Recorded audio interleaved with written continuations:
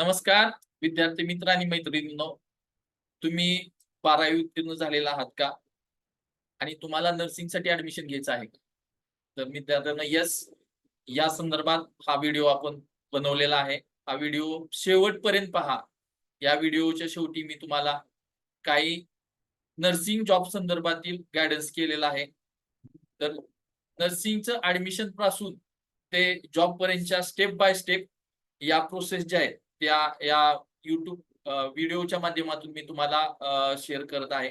तर हा व्हिडिओ पाहण्या अगोदर या चॅनलला तुम्ही सबस्क्राईब नसेल केलं तर मित्रांनो प्लीज सबस्क्राईब करा. आमच्या फेसबुक पेजला फॉलो करा, इन्स्टाला फॉलो करा, जेणेकरून तुम्हाला या एज्युकेशन संदर्भातील वेगवेगळे व्हिडिओ तुम्हाला बघता येतील, तुम्हाला अपडेट्स मिळतील. तर आज आपण नर्सिंगचे ऍडमिशन जी प्रक्रिया आहे तर त्याच्यामध्ये त्याची इलिजिबिलिटी काय असते नर्सिंग ऍडमिशन घेण्यासाठी, त्याच्यामध्ये कोणकोणते कोर्सेस येतात नर्सिंग मध्ये, आणि त्याच्यामध्ये तुम्हाला स्कॉलरशिपचे ऑप्शन काय आहेत, किंवा तुम्ही एज्युकेशन लोन कशा पद्धतीने घेऊ शकता, आणि त्याचबरोबर तुम्ही त्याच्यासाठी ऍडमिशन प्रक्रिया कुठे घेतली जाते, मला कुठे ऍडमिशन करावं लागतं, आणि त्याच्यानंतर तुम्ही जॉब कुठे मिळवू शकता, या सर्व माहिती या व्हिडिओच्या माध्यमातून मी तुम्हाला शेअर करतोय. तर तुम्ही पुन्हा एकदा जर युट्यूब चॅनलला आमच्या सबस्क्राईब नसेल केलं तर प्लीज सबस्क्राईब करा. आणि आपण आता step by step nursing admission संदर्भात माहिती घेणार आहोत. मी Appasaheb Misal, advance and international studies career counsellor, गेल्या 10 वर्षापासून ज्या 12वीचे जे विद्यार्थी आहेत, जे ग्रामीण भागातील आणि शहरी भागातील जे विद्यार्थी आहेत त्यांना मार्गदर्शन करण्याचं काम करत आहे 21व्या शतकातील डिजिटल करिअर संधी. त्याचबरोबर ज्या महिलांचं लहान वयामध्ये लग्न झालेलं आहे, किंवा ज्या महिला विधवा आहेत, घटस्फोटित आहेत, आर्थिक अडचणीत आहेत, त्या महिलांसाठीही आपण या वेगवेगळ्या करिअर मार्गदर्शनाच्या माध्यमातून आपण त्यांना मदत करत आहोत. दरवर्षी 1000हून अधिक 22 ते 25 वयोगटातील महिलांना मी आत्मनिर्भर बनवत आहे. तर तुम्हाला या नर्सिंग संदर्भात कशा पद्धतीने ऍडमिशन घेता येतं तर ती प्रोसेस आपण या व्हिडिओच्या माध्यमातून सांगतोय.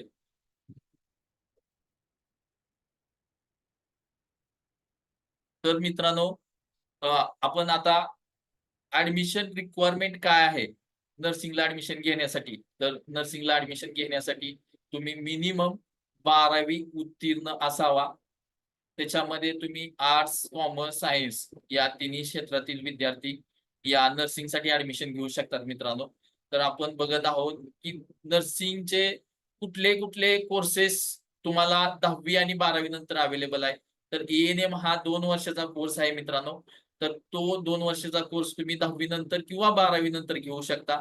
त्याच्यानंतर जीएनएम हा कोर्स जो आहे तो 3.5 वर्षाचा कोर्स आहे.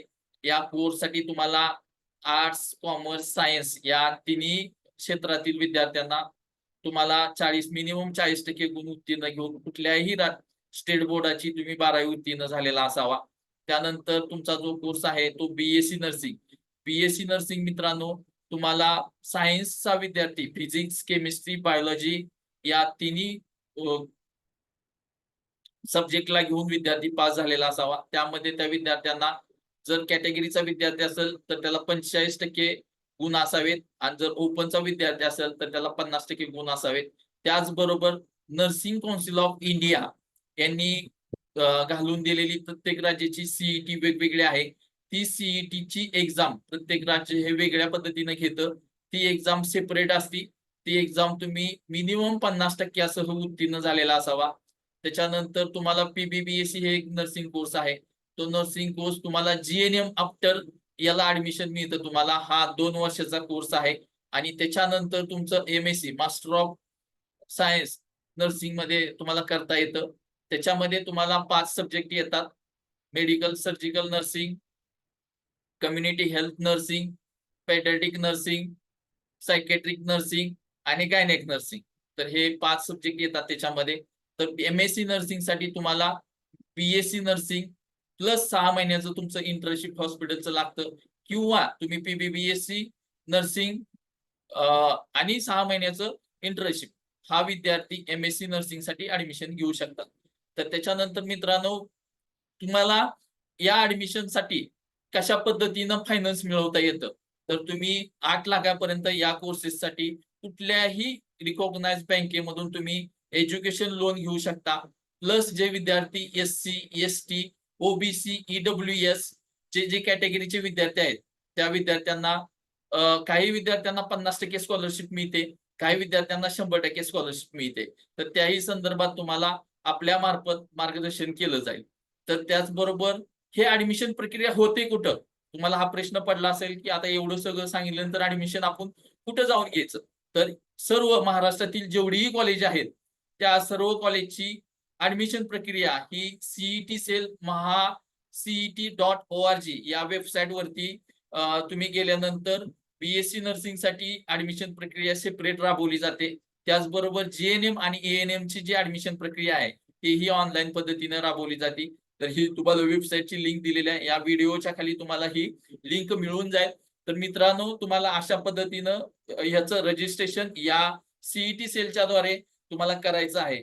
आणि त्याच्यानंतर जो आहे, तर त्याच्या एवढं सगळं सांगितल्यानंतर माझा रोल काय असेल, तर मित्रांनो, मी करिअर काउन्सिलर असल्यामुळे विद्यार्थ्यांना स्टेप बाय स्टेप या सर्व प्रोसेस जर तुम्हाला माहिती नसतील, तर तुम्हाला स्टेप बाय स्टेप या प्रोसेस मधून तुम्हाला ऍडमिशन मिळवून दिलं जाईल. यामध्ये गव्हर्नमेंट कॉलेज आहेत, सेमी गव्हर्नमेंट आहेत आणि त्याच्याबरोबर मॅनेजमेंट कोटा. तर या जे ऍडमिशन प्रक्रिया आहे या प्रोसेस मधून तुम्हाला मी माझ्याकडून पूर्णपणे स्टेप बाय स्टेप गायडन्स मिळेल.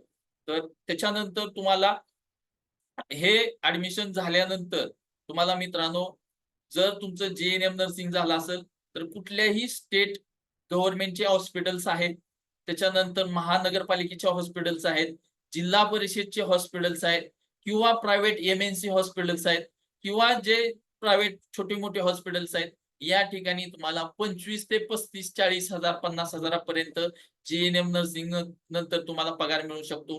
ANM नर्सिंग जर तुम्ही केलं असेल तर जे प्रायव्हेट हॉस्पिटल्स आहेत छोटे मोठे, त्या ठिकाणी तुम्हाला 15 ते 25 हजारापर्यंतची नोकरीची संधी मिळू शकते.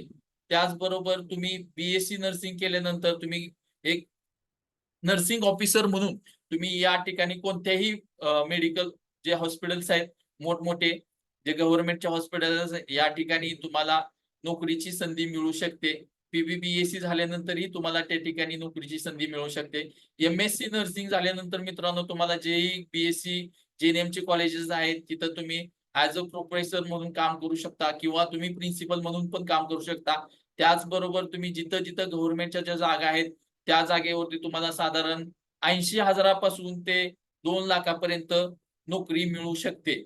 तर मित्रांनो, तुम्हाला नोकरी संदर्भात कुठं काही अडचण आली तरी मी तुम्हाला लाईफ टाइम सपोर्ट करण्यासाठी तयार आहे.